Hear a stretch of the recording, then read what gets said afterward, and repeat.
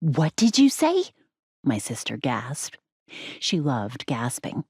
She also loved not waiting for me to answer. "Tell me you kicked her ass." I shook my head. "She's my boss." Rachel rolled her eyes as she took a vicious bite of her cheeseburger.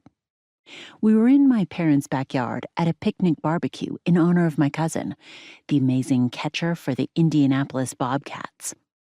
Though I lived in Indiana, I'd driven up to Chicago for the party and to hang with my older sister. Fortunately, the team had just pounded the White Sox, so everyone was in a good mood as they ate burgers and chips. But despite the huge selection of hot male specimens lounging around the patio, Rachel's attention was all on me and my job disaster. "She's not a boss. She's a vicious dictator. You need to put her in her place." Easy for her to say. In fact, being bold was exactly what Rachel did best. Right from the shock of red in her flyaway blonde hair to her artfully sliced band t-shirt. She was a radio personality whose voice sparkled as much as the rest of her animated body. Me? What was easiest for me was keeping my mouth shut as I did what I was told at work. I was a nurse, and we weren't paid to make trouble. Besides, I had too much school debt to risk losing my job.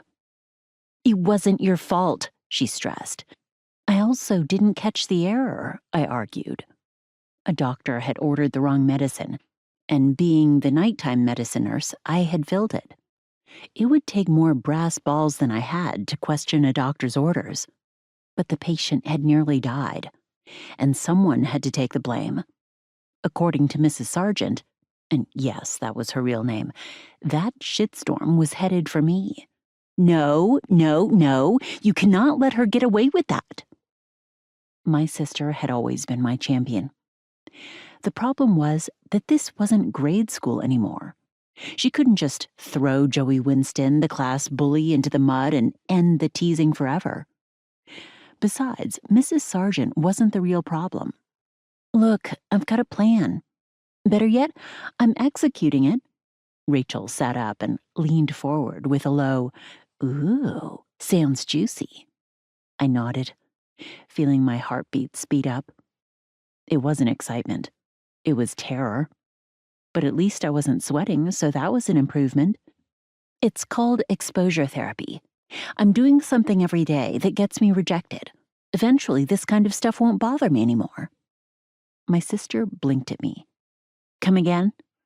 "Look, I noticed that the medicine looked weird, but I was too intimidated to ask about it.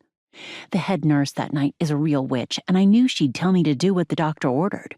Ellie, that's always been my problem. I'm too afraid of being wrong to speak up." "You're cautious. That's not a bad thing."